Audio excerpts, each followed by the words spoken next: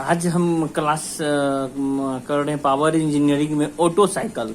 Auto cycle किसको बोलते हैं? तो ऑटो साइकिल बोलते हैं कि ऐसा साइकिल जिसमें दो कांस्टेंट वॉल्यूम हो और दो आइसेंट्रोपिक प्रोसेस हो, वैसे साइकिल को हम बोलते हैं ऑटो साइकिल।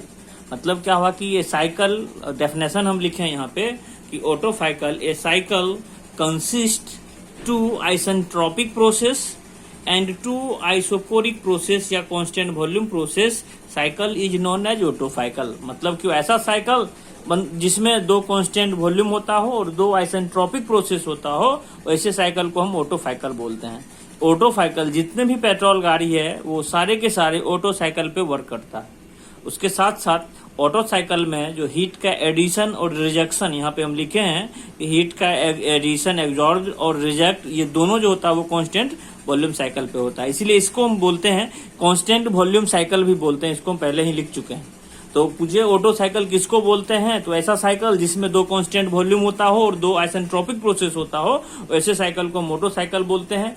तो यहाँ पे हम पीवी और टीएफ डायग्राम में इस साइकिल को क्लियर किए हैं। कंप्लीट हमको 0 से 1, 1 से 2, 2 से 3, 3 से 4, 4 से 1 अगर ये कंप्लीट कर लेते हैं तो ये कंप्लीट एक साइकिल कहलाता है। मतलब किसी भी गाड़ी को चलने के लिए कंप्लीट एक साइकिल ड्यूरेशन अगर वो पूरा कर लेता है तो वो वर्क कर जाएगा। तो इस कंडीशन में यहाँ पे हम दिए हैं कि पीवी डायग्राम में दिए हैं कि प्रेशर वॉल्यूम डायग्राम में किसी भी इंजन, पेट्रोल इंजन हो या डीजल इंजन हो, वर्क करने के लिए उसको 4 स्ट्रोक चाहिए। पहला सक्शन स्ट्रोक, दूसरा कंप्रेशन स्ट्रोक, तीसरा एक्सपेंशन स्ट्रोक, इसी को हम पावर स्ट्रोक बोलते हैं, चौथा एग्जॉस्ट स्ट्रोक। और इस जो पीवी डायग्राम दिए, पीवी डायग्राम में वो चारों स्ट्रोक पूरा करता है। जिसमें पहला हम दिए हुए हैं कि 0 से 1 जो कर रहा है वो सक्शन स्ट्रोक, 1 से 2 कर रहे हैं वो कंप्रेशन स्ट्रोक, 2 से 3 कर रहा हीट एडिशन कर रहा, 3 से 4 एक्सपेंशन स्ट्रोक या पावर स्ट्रोक, 4 से 1 हीट रिजेक्ट कर रहा, 1 से 2 इसको एग्जॉस्ट स्ट्रोक। तो इस जो हम पीवी डायग्राम में बताए हुए हैं, तो हम इससे पहले हम बताए हुए थे कि यहाँ पे एक सिलेंडर हो गया, ये पिस्टन हो गया, ये कनेक्टिंग रॉड हो गया। इसमें हॉरिजेंटल सिलेंडर जब हम यूज करते हैं तो इसको बोलते हैं आउटर डेड सेंटर, इसको बोलते हैं इनर डेड सेंटर। और उसके बीच में जो वॉल्यूम रहता है उसको किल्डेंस वॉल्यूम यानी VC किल्डेंस वॉल्यूम। पिस्टन का मूवमेंट जितनी दूरी तक रहता है उसको बोलते हैं सॉफ्ट वॉल्यूम। पिस्टन ODC से IDC तक करेगा, इसलिए इसको सॉफ्ट वॉल्यूम बोलते हैं, इसको किल्डेंस वॉल्यूम बोलते हैं। इस जगह पे जो हम ये दिखा रहे हैं यहाँ पे पीवी डायग्राम में, तो 0 से 1 ये सेक्शन कर रहा, 1 से 2 कंप्रेशन। ये 1 कहाँ पे है? ODC के पास पिस्टन रहेगा।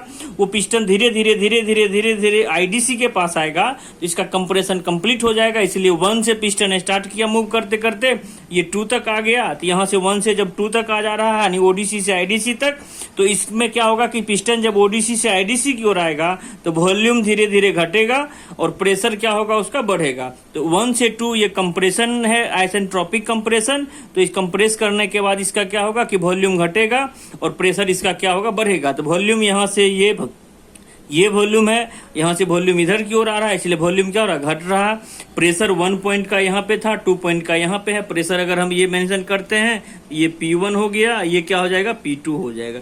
ये क्या हो जाएगा? यहाँ से P3 हो जाएगा। यानी प्रेशर बढ़ रहा, वॉल्यूम घट रहा। तो ऑटोमेटिक है जब पिस्टन ODC से IDC की ओर आ जाएगा यहाँ पे, तो धीरे धीरे वॉल्यूम घटता है। वॉल्यूम घटेगा तो प्रेशर क्या होगा? बढ़ेगा। अब यह कि 2 से 3 जब ये IDC तक पहुंच गया तो ये जो वॉल्यूम होता है यहाँ से हमको, ये जो वॉल्यूम है यहाँ से यहाँ तक, इसको बोलते हैं किल्डेंस वॉल्यूम। ये वॉल्यूम हर हमेशा कांस्टेंट रहता है। इसीलिए 2 से जब 3 पे आते हैं तो जब ये ऑटोमेटिक यहाँ स्पार्क प्लग लगा हुआ रहता है, इसमें इग्निशन होने के बाद क्या होगा? ये फ्यूल एयर फ्यूल का मिक्सचर बर्न करेगा, जलेगा। तो यहाँ पे क्या होता है? हाई हीट डेवलप होता है, उसके साथ साथ प्रेशर भी इसका बढ़ता है। तो ऑटोमेटिक है जब यहाँ पे कांस्टेंट वॉल्यूम पे हीट का एडिशन दिए हैं, ये वॉल्यूम फिक्स रहता है। और जब यहाँ पे इग्निशन होगा तो इसके अंदर में क्या होगा? प्रेशर भी बढ़ेगा, इसका हीट भी बढ़ेगा जलने के बाद। तो यहाँ इसलिए 2 से 3 जो हो रहा कांस्टेंट वॉल्यूम पे हीट का एडिशन दे रहे हैं कि यहाँ पे हीट एड कर रहा। 3 के बाद क्या होगा? 3 के बाद क्या होता है? यहाँ पे आइसेंट्रोपिक एक्सपेंशन यानी एक्सपेंड कर रहा, कोई चीज फैल रहा। इसका मतलब क्या है? जब 3 पॉइंट के बाद जो प्रोसेस पूरा होगा तो पिस्टन मेरा IDC से धीरे धीरे किधर आना लगेगा? ODC पर आ जाएगा। जब IDC से ODC आता है तो इस सिलेंडर के अंदर में इसका वॉल्यूम धीरे धीरे क्या होगा? बढ़ते जाएगा। वॉल्यूम बढ़ेगा तो इसके अंदर का प्रेशर क्या हो जाएगा? घट जाएगा।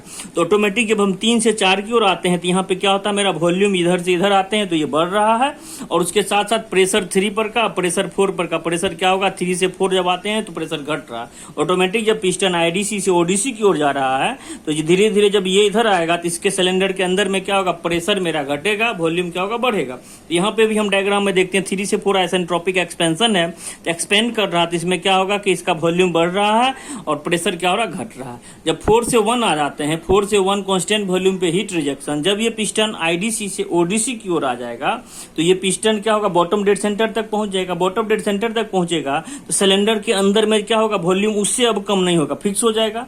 जब सिलेंडर के अंदर फिक्स हो जाएगा, ऑटोमेटिक जब पिस्टन इधर से इधर तक आएगा तो वॉल्यूम बढ़ेगा, प्रेशर घटेगा। जब प्रेशर घटेगा तो हीट मेरा क्या होगा, घटेगा। हीट घटने का मतलब क्या, हीट रिजेक्ट कर रहा। 1 से फिर ये क्या होगा, धुआं बन के यहाँ पे एग्जॉस्ट वाल्व खुलेगा, ये निकल जाएगा। तो ये प्रोसेस यहाँ से यहाँ तक है कि पहला हम लेते हैं 0 से 1 शक कर रहा, 1 से 2 कंप्रेशन हो रहा, 2 से 3 हीट एडिशन हो रहा, हीट एडिशन के बाद क्या हो रहा, एक्सपेंड कर रहा, एक्सपेंड के हीट रिजेक्ट कर रहा, फिर एग्जॉस्ट कर रहा। तो ये 1 से 2 कंप्रेशन हो रहा, तो हम बता दिए कि पिस्टन जो है ओडीसी से आईडीसी रहेगा तो ये कंप्रेशन होगा। फिर यहाँ पे क्या होगा, हीट का एडिशन, स्पार्क प्लग से इसमें स्पार्किंग होकर इसमें इग्निशन होगा, जिससे हीट मेरा क्या होगा, ज्यादा डेवलप होगा। हीट ज्यादा वहाँ पे स्पार्किंग होने के बाद, एयर फ्यूल मिक्सचर जलने के बाद वहाँ हाई प्रेशर क्रिएट होता है। जब हाई प्रेशर क्रिएट होगा, इग्निशन होगा तो हाई टेम्परेचर भी क्रिएट होगा, वहाँ हीट ज्यादा बढ़ेगा। 3 से 4 क्या हो रहा है, फिर एक्सपेंड कर रहा, पिस्टन आईडीसी से ओडीसी रहेगा, ऑटोमेटिक वॉल्यूम क्या होगा, वॉल्यूम बढ़ते जाएगा, प्रेशर घटेगा, एक्सपेंड कर गया, उससे हीट एडिशन होता है। अब पीवी डायग्राम के बाद हम इसको चलते हैं टीएस डायग्राम में। टीएस डायग्राम यहाँ पे हम बनाए हुए हैं कि प्रोसेस 1 से 2 आइसेंट्रोपिक कंप्रेशन, हम ये पहले भी बता चुके हैं, आइसेंट्रोपिक कंप्रेशन हो या आइसेंट्रोपिक एक्सपेंशन हो, दोनों कंडीशन में क्या होता है, ना हीट गेन करता है ना हीट लॉस करता हो सराउंडिंग में। मतलब ऐसा प्रोसेस जिसमें ना हीट गेन करता हो ना लॉस करता हो, उस प्रोसेस को आइसेंट्रोपिक प्रोसेस बोलते हैं। इसका मतलब वो कंप्लीटली थर्मली इंसुलेटेड क्या हो रहता है, जिसमें ना हीट इन करता है ना हीट आउट करता। तो 1 से 2 आइसेंट्रोपिक कंप्रेशन है, तो इस कंडीशन में मेरा हीट सप्लाई भी 0, हीट रिजेक्ट भी 0। तो इसलिए हम यहाँ पे दिए हैं कि इंट्रोपी क्या होगा। तो इंट्रोपी का डेफिनेशन हम दिए हैं, change in entropy equal to होता है यहाँ पे कि change in heat supply by absolute temperature is known as change in entropy. अगर हम प्रोसेस आइसेंट्रोपिक ले लेते हैं, एडियाबेटिक ले लेते हैं, जिसमें हीट एडिशन और रिजेक्शन दोनों 0 हो रहा, इसका मतलब क्या होगा कि हमको यहाँ पे ये 0/T, इसका मतलब ds 0। प्रोसेस 1 से 2 के ले लेते हैं, इंटीग्रेशन कर रहे हैं तो यहाँ से S2 और S1 दोनों क्या होता है, बराबर होता है। यानी कहेगा कि हमको कि आइडियाबेटिक प्रोसेस में चेंज इन इंट्रोपी क्या हो रहा है, चेंज इन इंट्रोपी हम यहाँ पे दे रहे हैं 0 हो रहा है।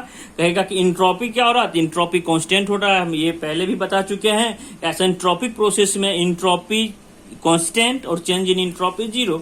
तो यहाँ पे हम ये दे रहे हैं इस जगह से कि प्रोसेस 1 से 2 आइसेंट्रोपिक कंप्रेशन हो रहा है। आइसेंट्रोपिक कंप्रेशन में इंट्रोपी क्या होगा, मेरा कांस्टेंट होगा। तो 1 से 2 हम ले रहे हैं, ये आइसेंट्रोपिक कंप्रेशन हो रहा है 1 से 2। यहाँ पे इंट्रोपी कांस्टेंट S1 और S2 क्या होगा, यहाँ पे बराबर होगा, 1 का इंट्रोपी और 2 का इंट्रोपी बराबर होगा। इसीलिए क्योंकि यहाँ पे जो है आइसेंट्रोपिक कंप्रेशन में यहाँ पे क्या होगा, इंट्रोपी कांस्टेंट होगा।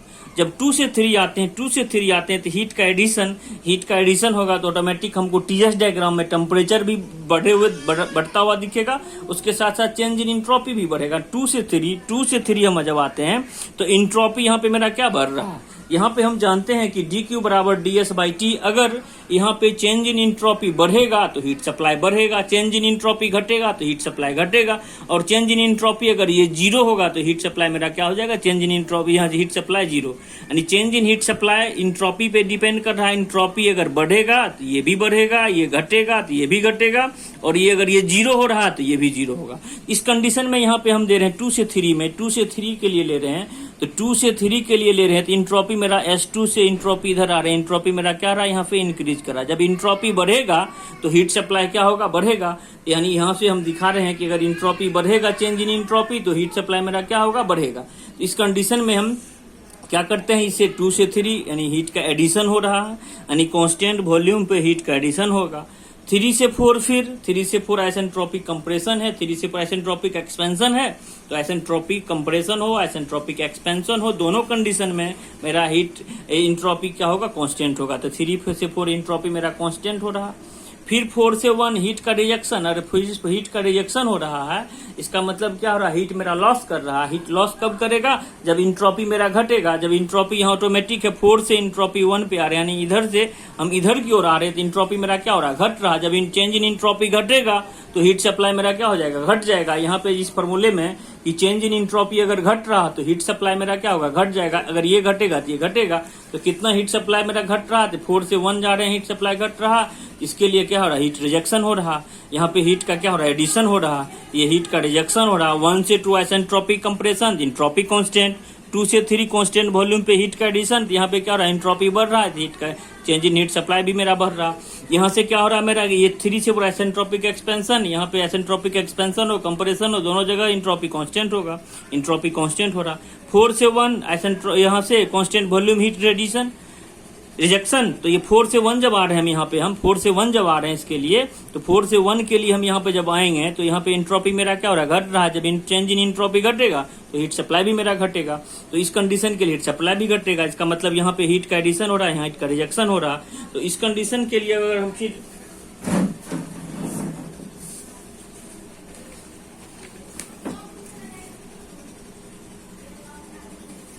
इस कंडीशन के लिए हम यहाँ पे जाते हैं कि पीवी डायग्राम में हम ये लिख दिए हैं कि 0 से 1 क्या हो रहा, 1 से 2 क्या हो रहा, 2 से 3 क्या हो रहा, 3 से 4 क्या हो रहा, 0 से 1 सक्शन, 1 से 2 कंप्रेशन, 2 से 3 कांस्टेंट वॉल्यूम हीट एडिशन, 3 से 4 आइसेंट्रोपिक एक्सपेंशन, 4 से 1 कांस्टेंट वॉल्यूम हीट रिजेक्शन, 1 से 0 एग्जॉस्ट।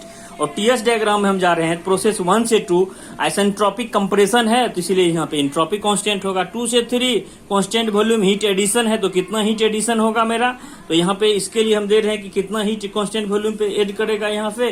तो ये कंडीशन के लिए हम बता रहे हैं कि टेम्परेचर T2 से T3 आ रहा, तो चेंज इन टेम्परेचर कितना होगा, T3 माइनस T2।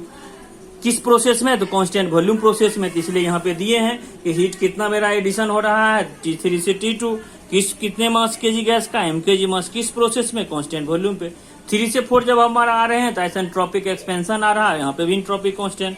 4 से 1 आ रहे हैं तो यहाँ पे भी हीट का रिजेक्शन कितना हो रहा है, वो करके हम जानते हैं इफिशियंसी ऑटोफाइकल का क्या होता है, work done by heat absorb, work done by heat absorb, work done क्या होगा, heat absorb minus heat rejected.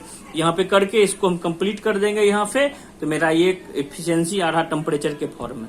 और इसको फिर टेम्परेचर के फॉर्म में आने के बाद फिर हम क्या करेंगे यहाँ पे, ये हीट हमको वर्क डन मालूम है, हीट एग्जॉर्ब भी मालूम है, यहाँ पे हीट एग्जॉर्ब भी मालूम है, वर्क डन भी मालूम है, दोनों को रेशियो कर देंगे तो यहाँ पे टेम्परेचर के फॉर्म में एफिशिएंसी आ जाएगा। लेकिन इसको हम कंप्रेसर के फॉर्म में देने के लिए फिर प्रोसेस 1 से 2 आइसेंट्रोपिक कंप्रेशन करेंगे तो टेम्परेचर वॉल्यूम एक रिलेशन आएगा। फिर 3 से 4 आइसेंट्रोपिक एक्सपेंशन करेंगे, फिर टेम्परेचर वॉल्यूम के फॉर्म में रिलेशन आएगा। और ये दोनों इक्वेशन सेम हो जाएगा तो यहाँ पे टेम्परेचर का भी रेशियो क्या हो जाएगा, वो टेम्परेचर का रेशियो यहाँ पे हम सेम कर देंगे। टेम्परेचर का रेशियो जब सेम आ गया, टेम्परेचर का रेशियो सेम आ गया तो यहाँ पे हम क्या करेंगे, ये दोनों को बराबर कर, टेम्परेचर का रेशियो सेम आने के बाद ये दोनों को बराबर हो गया। यहाँ पे T3 के बदले T2 बट्टे T3 बट्टे T2 के बदले T4 बट्टे T1 लिखेंगे। तो यहाँ पे ये जो कैंसिलेशन होके हमको, ये जो कैंसिलेशन होके हमको यहाँ जो कैंसिलेशन, ये कैंसिलेशन हो जाएगा तो T2 बट्टे T1 बचेगा, T2 बट्टे T1, T2 बट्टे T1 यहाँ पे रिजल्ट में। तो यहाँ पे हमको आ रहा है T2 बट्टे T1 बट्टे T2 आ रहा है। इसको हम लिख सकते हैं 1 माइनस T1 बट्टे 1 बट्टे T2 माइनस T1। इसको अगर हम कंप्लीट करते हैं तो T1 बट्टे 2 आया। हम जानते हैं T2 बट्टे T1, T2 बट्टे T1 इसको पहले हम रिलेशन में निकाल चुके हैं कि T2 बट्टे T1 के लिए R पे पावर गामा माइनस 1, अब इसके बदले हम इसका वैल्यू दे देते हैं यहाँ पे, इसके बदले इसका वैल्यू दे देंगे यहाँ पे। तो R पे पावर एफिशिएंसी ऑफ ऑटोफाइकल 1 माइनस 1 बट्टे R पे पावर गामा माइनस 1, जहाँ पे R क्या है कंप्रेशन रेशियो, गामा क्या है एडियाबेटिक इंडेक्स।